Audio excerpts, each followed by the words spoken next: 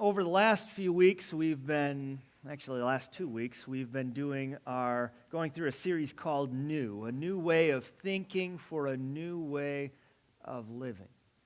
And at this time of year, we often think about the things that we'd like to change in our lives, the direction we'd like our lives to go.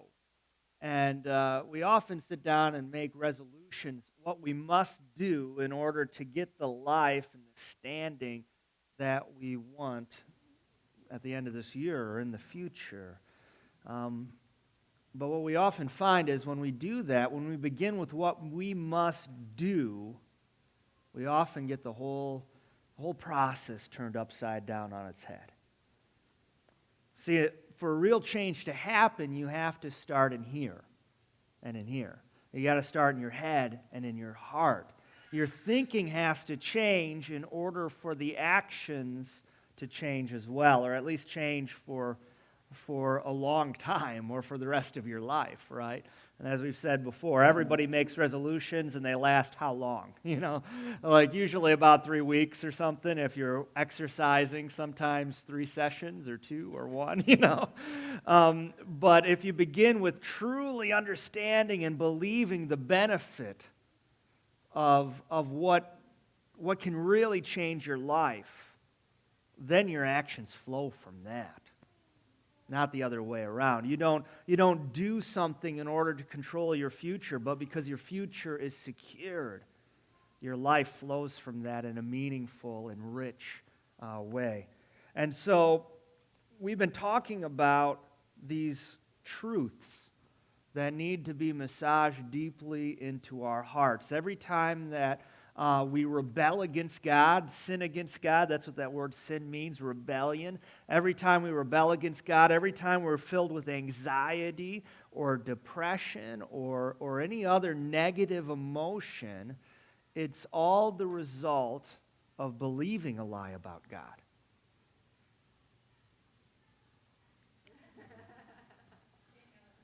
Yeah. They love that song. But whenever we have problems, it's always because we believe a lie about God. We've let go of the truth of who He is and what He has done and is doing for us, and we've clung to some lesser truth. And so that wrecks our lives. And so in those times of hardship and trouble and struggle and even sin and rebellion, we need to remind ourselves of truth that can set us free. And so a couple weeks ago we said God is great, so we don't have to be in control, right? He's the great, powerful one, the creator and sustainer of all things. All that we see, all that we know, all that is out there, God made, speaking it into existence with His all-powerful word. And if He's that great, right, we don't have to be in control. So we do our best. We perform like we should. We'd be the best husband, wife, boyfriend, girlfriend, parent, child, the best worker that we can be. But then we leave it in God's hands. And we don't have to sit there replaying, our lives saying, did we do enough? We don't have to sit there worrying about the future of our kids or the future of our job or the future of our relationship. We can rest knowing that God is in control. And then we can work then out of that rest, right? Not proving ourselves, but knowing that He's the one who works all things for our good. Last week we talked about how God is glorious, so we don't have to fear others. Right? That word glory means kind of like weightiness, awesomeness, right? When you picture the creator of the heavens and the earth, the beautiful, powerful artist that made the sunsets and the waterfalls and the flowers of the field and the great jungles and forests and plains and all the beautiful creatures that live on this world, who place the stars in the skies.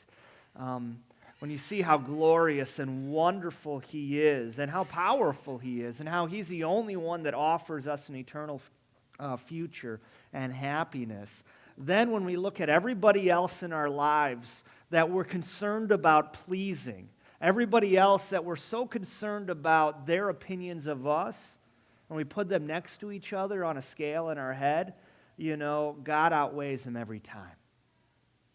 Right? He's the one that we should be thinking about as we live and as we make our choices and as we decide how we're going to speak, how we're going to, what we're going to watch, what we're going to be involved in. And because why would you want to please this puny person over here that's really insignificant in comparison to the Father and Creator of us and everything else out there? Right? And so when we remember that God is glorious, we're freed from people-pleasing and from spending our entire lives living for the approval of others. Today we're going to talk about God's goodness, how God is good, so we don't have to look elsewhere. If you know the beginning of the story, or if you just want to look at life in general, what needs did God create humans with? What needs are common to all people? Food, right? We all need stuff to eat. Yeah, you die without food.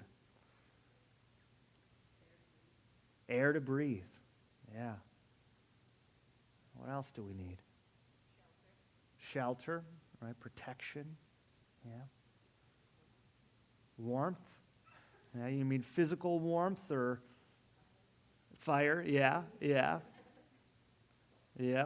We do need that. Relationships, right? Love, intimacy. We're all created yearning for that. Yeah, anything else?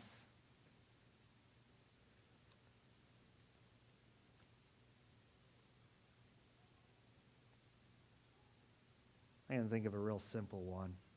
We usually have it with food, water, right? Right? God's created us all with common needs. No matter who you are, when you lived, where you lived, you all have common needs. Why do you think God created you with those needs?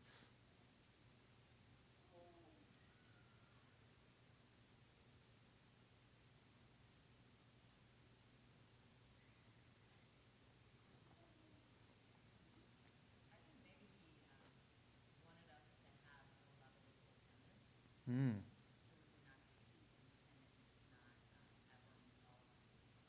Okay, so he created us with a level of dependence, so we could never be kind of self-sufficient. We'd always need someone else. Right? Yeah, I believe that's the reason, that God built into us all common needs so we'd yearn for someone to fill them. Right? So we would remain close to God and not walk away from the one who is the author and giver of life. Right? He gave us those needs so we'd look to Him and ask Him to give us the good things that He has in store for us. And when you think about the ways that we need God, right? We all need God physically, right? Right? He created us with needs. And we need Him to meet those needs, as we've been talking about. And because God is good, He gives good things to fill the needs of people, right? I mean, I think you all have had some food and drink sometime in the last few days, right? If you haven't had drink in the last few days, you'd probably be dead. You wouldn't be here. Right? If you haven't had food in the last few weeks, you wouldn't be here. Right? God provides you with those things. Naturally, does He provide for our intimacy, our relationship, our love? Like some of you who are single right now are like, nope. Oh, man, I'm searching all over the place, right? But naturally, He gives you those things because no one's born without them. God has put in place a father and a mother who are meant to share that love, meant to nurture as He nurtures us, to love as He loves us. And so it's built into just our very existence. And for most people, He does eventually give that significant other too, or He puts friends or family or other people in their lives to help them and sustain them and to care for them and nurture them, right? And the fact that God fulfills us with our needs should lead us to thankfulness, right? And thankfulness to God when we get something good is just what we call worship. And saying, God, thank you for what you give us. Thank you for providing for me for all that I need to support my body and my life. But God gives us more than just physical things, right? Because we have more than just physical needs, correct? We have spiritual needs, right? And our physical needs actually point to the spiritual needs of our heart, right? Our body needs rest every day. Why? Because deep down our spirits need rest. We need to find a place where we can just have peace. Not just rest from work, but peace from all the trials and the struggles and the anxieties of life. And Jesus actually says he is the rest everybody has been looking for. Right? Our body gets thirsty, and it's pointing forward to a deeper reality that our souls are thirsty for something to quench all the desires that we have. And so every time we're thirsty, we can remember that ultimately the one who can fulfill that is God. Right? It points forward to our hearts. Right? Our bodies get hungry. Our souls get hungry for something to make us whole. Right? That's what happens when you eat. You don't feel empty. You don't feel hollow, but you feel whole. And it points to that deeper spiritual reality that we all need to be made whole on the inside. And our bodies need love and intimacy and the warmth of somebody else, right? Because our souls need that. Our souls need someone to stand next to. And God always meant for us to stand by his side, in his lap, in his bosom. Which is kind of weird to say that as a guy, but that used to be an okay thing to do, right? Biblically, that language shows up, right? But God in his goodness meets the needs of your body and soul, and he can do it for both, right? And he sets up this pattern then in creation. God creates a need, and then he fills it, right? And so if you know the beginning of the story, God, in the beginning, God creates the heavens and the earth, and then he makes the sky, and he makes the land and the sea. And then what does he do? He fills all those spaces he created with good things. Right? He creates an emptiness, and then he fills it with life. He fills it with plants and animals. He fills the sky, the void, right? And that's what it is, an emptiness, a void of space with stars and planets. He creates a need, and then he fills it, right? He does this with Adam and Eve, right? You ever wonder why Adam was created first? Right? It seems kind of odd he didn't say, okay, man and woman, right at the same time.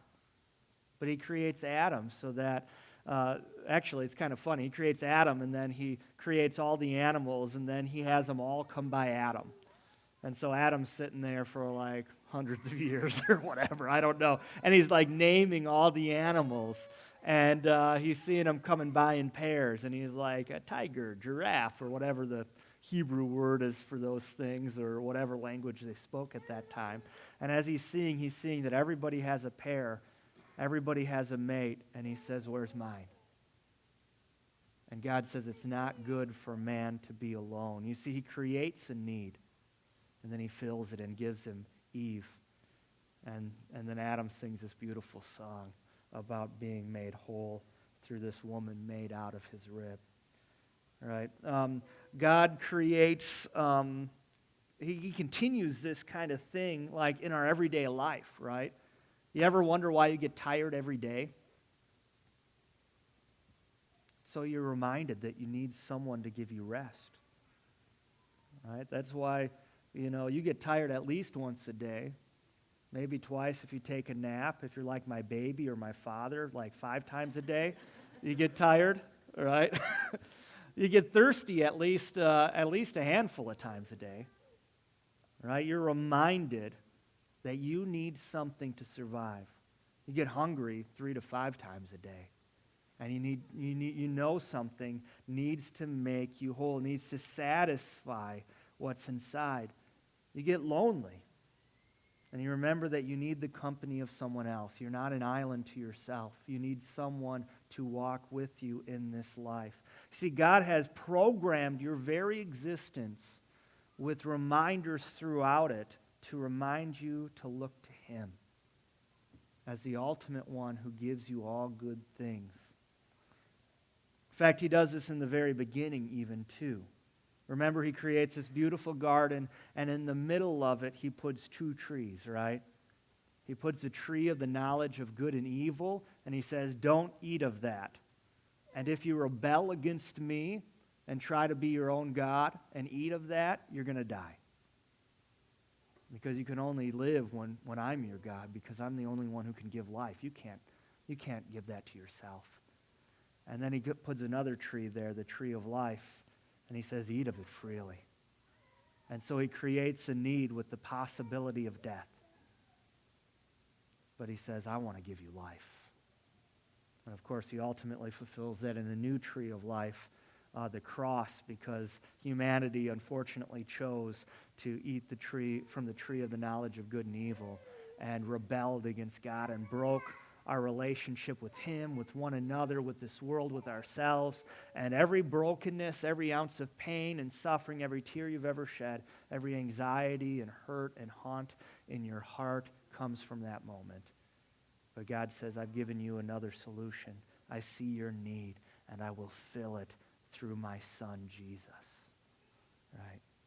So let's open our Bibles to page 4.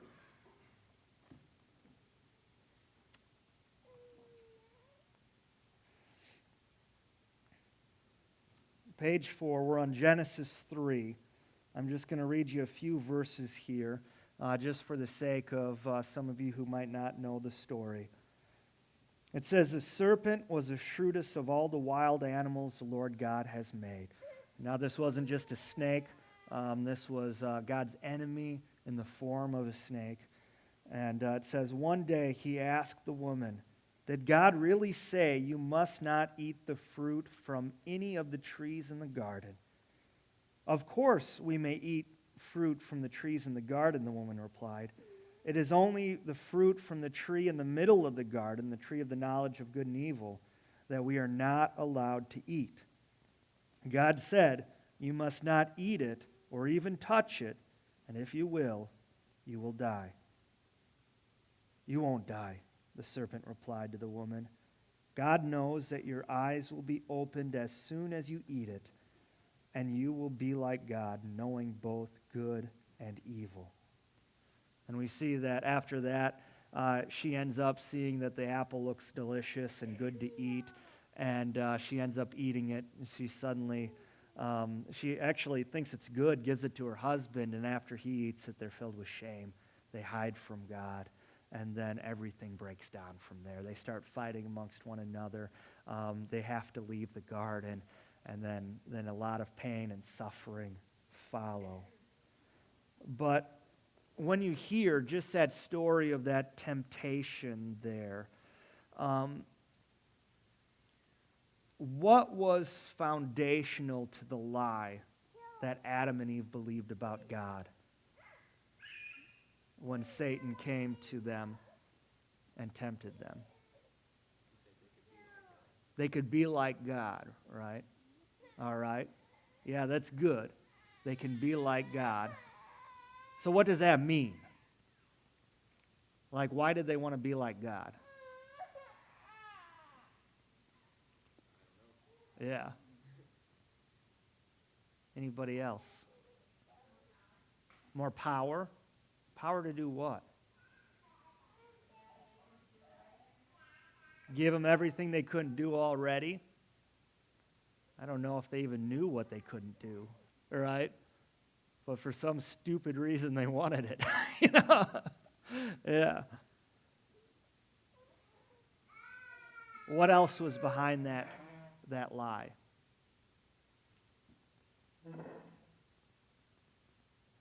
Did they think God was going to give them? What did they think God was giving them at that point?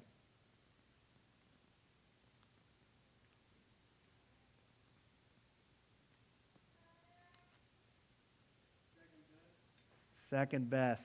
Yes, thank you, voice from the heavens. I'm still not used to hearing a voice up there, but yeah, that's awesome. Second best, right? Yeah. He wasn't giving them enough good. Somehow he was holding it back. Somehow they could secure their future. Their life was better in their own hands. Maybe their life was better. There could be greater goodness outside of his plans if they made their own. And they had some belief that something outside of God could deeply satisfy them and give them maybe greater revelation, greater knowledge of what was going on.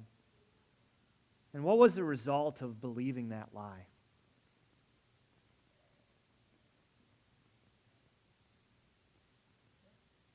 Death? Yeah. What came before that? They got kicked out. Yep. Shame. What was that? Doubt, right? They had doubt from believing the lie. It actually led them to do something, though, right? It led them to sin, to rebel against God. You see, it's not our actions that make us sinners, it's our heart. Right? It's not what we do that makes us rebels. It's what we believe about God inside of us. And that shapes all the course of our lives. And that's what brings all the evil and wicked actions that we do to one another, right? When we hurt and harm one another, when we say things to other people, when we say things about God or to God that aren't pleasing to him or aren't right. Right? That's not ultimately the problem. That's just a symptom of what's really going on, believing a lie in our heart. Right? Did anything good come from believing that lie for Adam and Eve?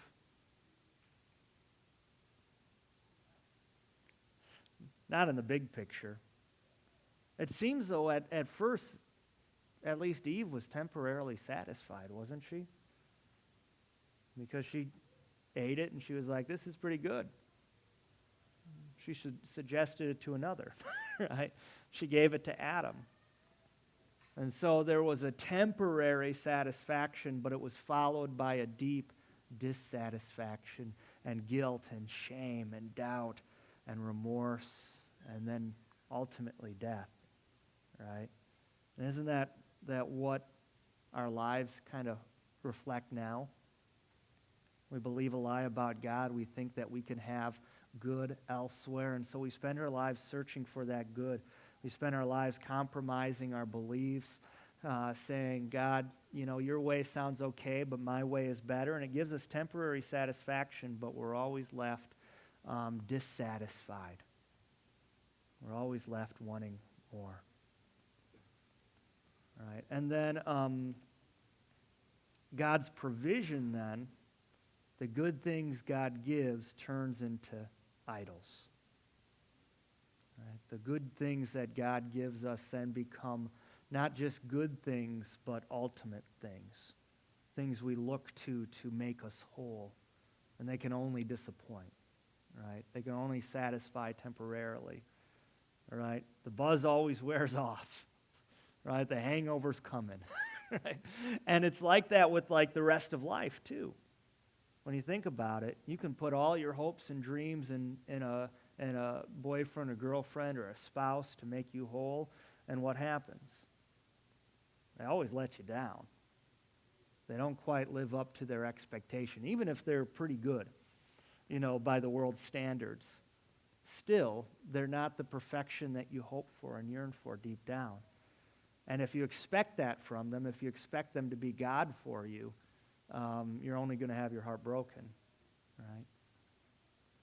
If you expect him to always do what is good, right, and perfect, something only God can do. right? People look that way to food, right?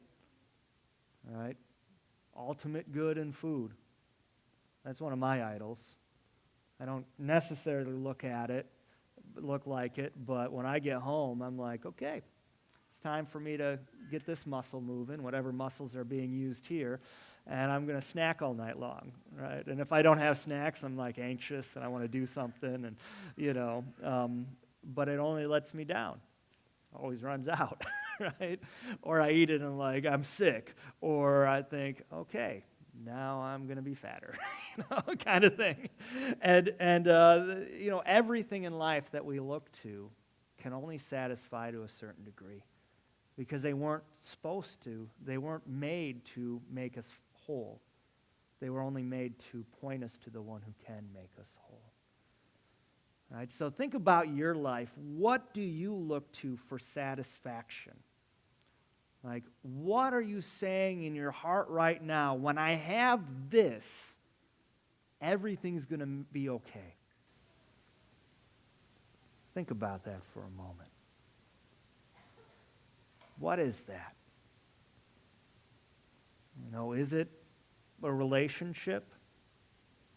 All right, when I have that boyfriend, that girlfriend, that husband or wife, when I have that husband or wife getting their butt in gear, when I have kids, when I have my kids actually obey me, what is it? When I have the job that I want, when I have that raise that I need, when I have that recognition, when I can retire, when my kids will actually visit me. What is it in your heart that you're looking to for your ultimate good besides God? And what is that producing in you? Like, you don't need to tell me, what it is in your heart. But what does that produce in you when you are looking to something and saying, when I get this, I'll be whole? What does that produce in your heart?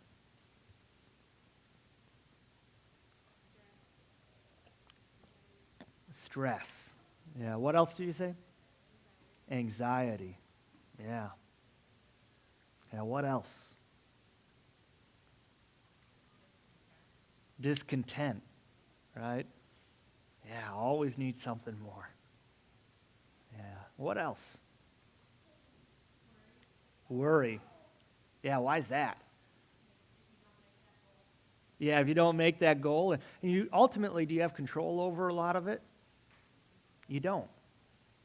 We have some control over the things in our lives, but we're not, as we said, great like God, and we don't have total control over everything. Yeah, what else does that produce in your heart or your life? Unhappiness. Yeah. A lot of unhappiness. Anything else? Fear. Why is that?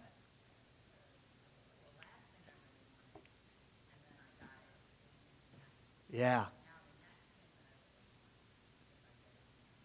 Yeah. My dad's a poet, and he's has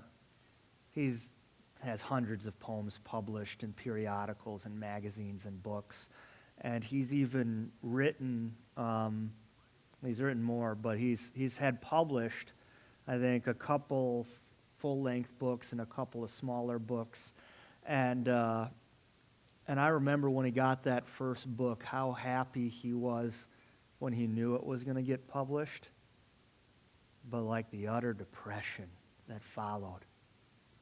The reason why is because that was that thing. If I get published, it's going to make me whole. It's going to justify my existence. It's going to be the ultimate good. And it didn't deliver. He was hoping, well, maybe the next one, or maybe the next one. And it actually brought him lower than it ever brought him higher. And he still does poetry. He still loves it. But I think his expectations have changed in what can fulfill his life. Right? And it can bring that depression when we realize that it doesn't make us whole as we hope. Right? In those moments, that we're looking to something else, when we say, if only I had this, or when I have this, it'll make me whole, what are we saying about God in our hearts?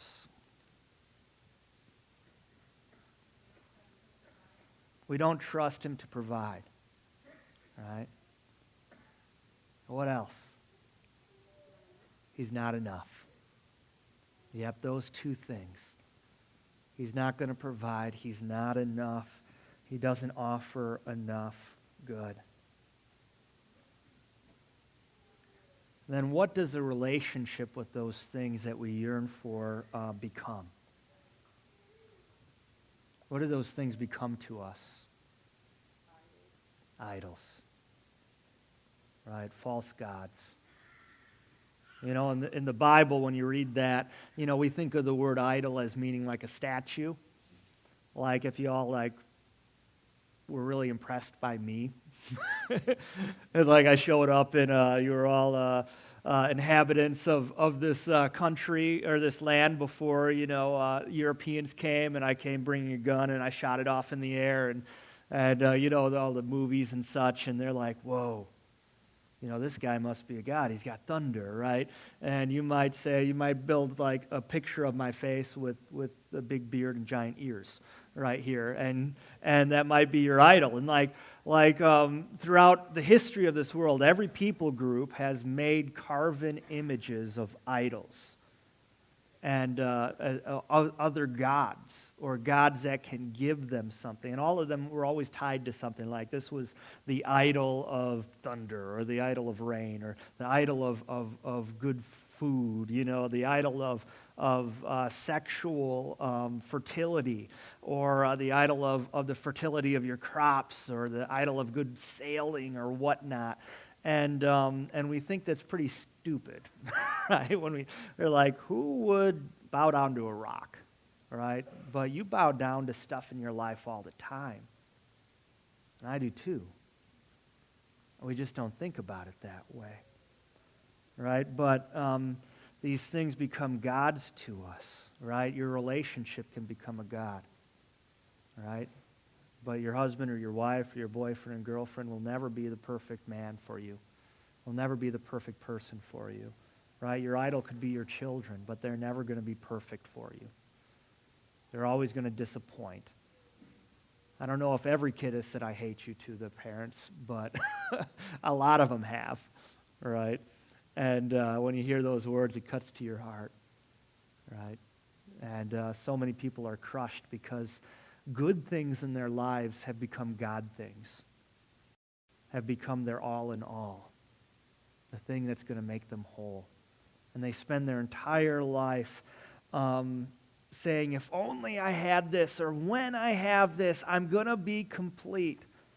And they search this entire world working to find good that only God can give, and more than that, good that God gives freely.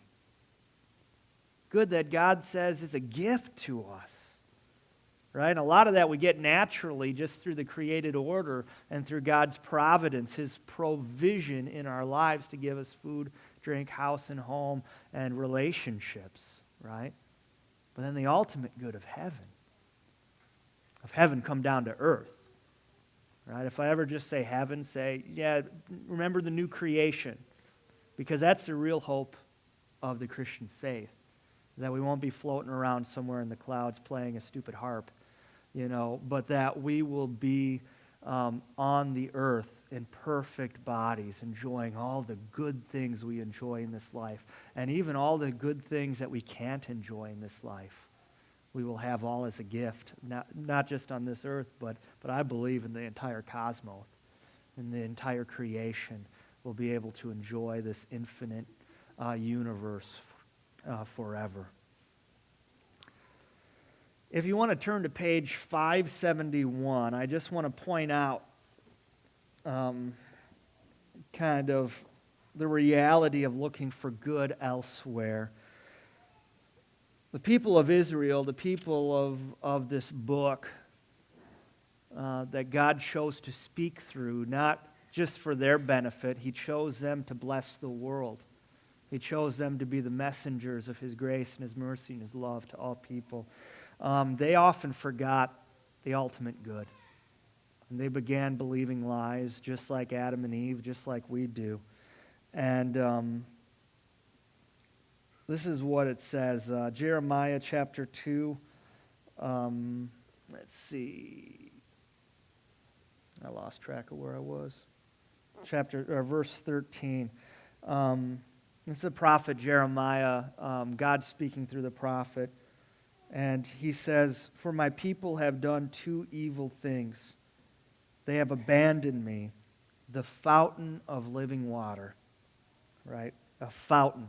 Think of a fountain as fresh, bubbling, pure, living water. And they have dug for themselves cracked cisterns that can hold no water at all. And this is the reality of what we do in our lives, right? We walk away from the fountain of all goodness, of life, of happiness, of love, and then we create for us some cheap substitute, right? I mean, it'd just be dumb to walk away from a spring, and to say, well, I'm going to use this cracked jar and try to drink water from that. Right? It doesn't hold much. The water becomes stagnant and polluted, and it becomes deadly to you rather than giving life. And our idols look like something that can give life. All right? The water in this cracked cistern might look good, but inside it has things that can make you sick. And it can't hold enough to truly satisfy you, but how much more like a bubbling spring that gives water in abundance, that gives water that truly quenches thirst and gives life. Right? And so we are always running into idols, right? Hungry for something to make us whole. But Jesus is the only one that can truly satisfy us. Right? When he walked this world, if you look at John chapter 4, you don't have to look it up if you don't want to. But in John chapter 4, Jesus was walking. He wasn't with his disciples. He was in a foreign land, John 4:14. And there's this woman standing by a well, and Jesus says, "Hey, can you give me a glass of water?" And the woman and him start talking, and then he ends up saying, "I've got water. I've got water that can truly satisfy. If you just asked me, I'd give you living water, and you'd never be thirsty again." And so in this hot, arid climate where everybody needs water to live, they're drinking from this well that's probably so-so water. And he says, if you just asked me, I'd give you water that would last for eternity. You'd never want again. And just a couple chapters later, in John chapter 6, he had just got done feeding, I think the 4,000 or the 5,000. He fed like two groups of people, like thousands of people, with just a handful of bread, and he multiplies that. And they start coming to him, and they're following him around like, "Hey, Jesus, do this trick for us every day. Keep giving us bread." And he says that he's the bread of life. He says, "I'm the bread of life. You come to me, you'll never hunger again. You come from me, you're going to be satisfied deep in your soul. You think your only need is the physical? You've got a deeper need. And I'm the one who provides both for the physical and the deep need of being the one who makes all things full and right for you." So, are you hungry? Are you thirsty? Are you seeking something deep in your soul to satisfy you? Feast on Jesus. Right? Return to His Word, to His truth. Stop looking for good elsewhere, and remember, He's the one who can truly make you whole. He even gives us His Spirit, so we're never alone. We've got the deepest intimacy, an intimacy even deeper than lovers, because He knows every motive and every thought of our hearts and every need and every cry that no one else hears or sees. See, he can provide for you everything. And he promises his kingdom, the inheritance of his Father, the King of the universe, his kingdom as ours, a new creation that is perfect and pure and beautiful, that will never fade, bodies that will never break down, age, or die. He offers us a love that will never leave us, a love that we will never lose. Right? Dwell on his goodness, and that'll start freeing you from spending your life looking for other good things that will only let you down.